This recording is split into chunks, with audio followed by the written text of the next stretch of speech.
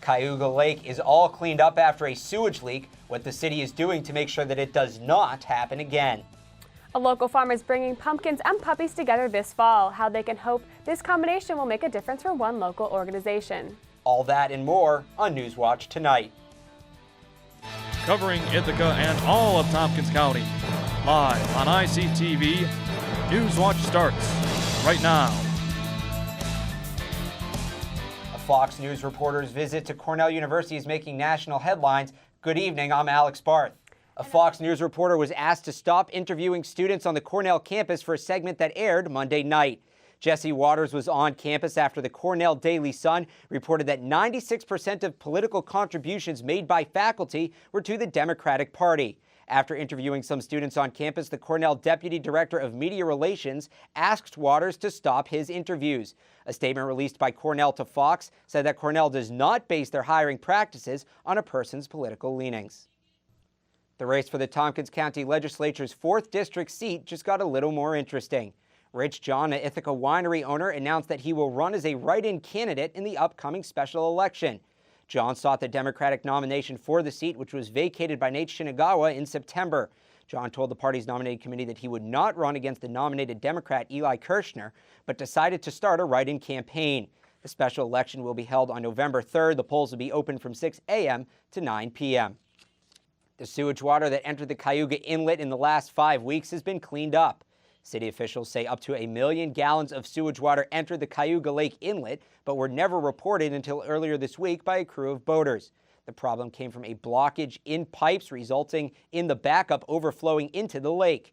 Since the accident, city officials say inspectors will check on the pipes every week to prevent a similar incident. State officials were also notified of the problem and will start an investigation. A local farm found a fun and supportive way to close out the apple picking season. Newswatch's Sarah Ploss visited Indian Creek Farm to check it out. Magical World of Harry Potter is coming to life in Ithaca. What was just a small event has now caught the attention of many people across the region. Friday afternoon, shopkeepers in Press Bay Alley will be transforming their section of the Commons into Diagon Alley, inspired by the Harry Potter series.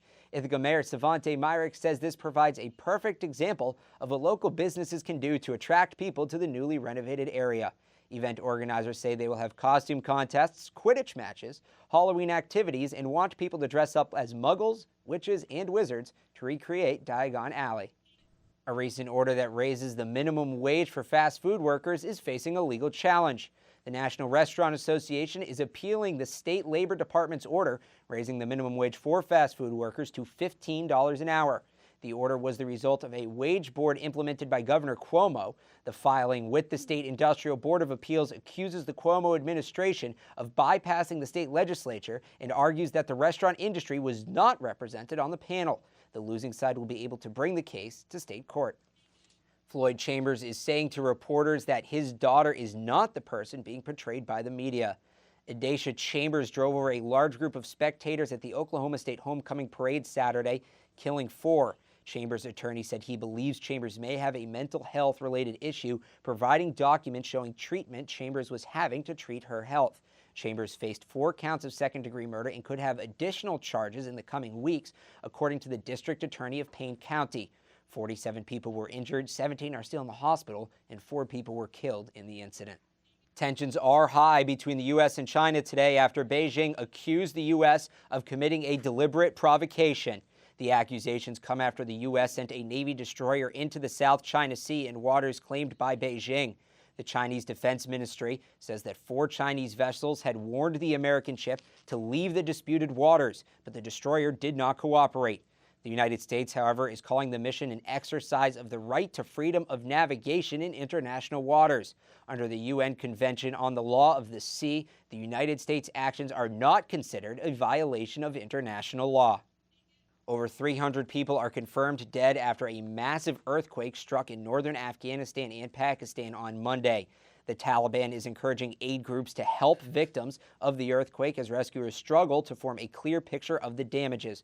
The large mountainous area and inclement weather has caused a major challenge to international groups as winter sets in. The Taliban, however, indicated that they wouldn't hinder aid efforts and have ordered fighters to help victims of the quake.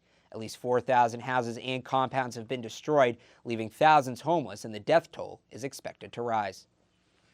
Fall is in full swing, and after the break, meteorologist John Birchfield tells us what we can expect from the week ahead. Stay with us.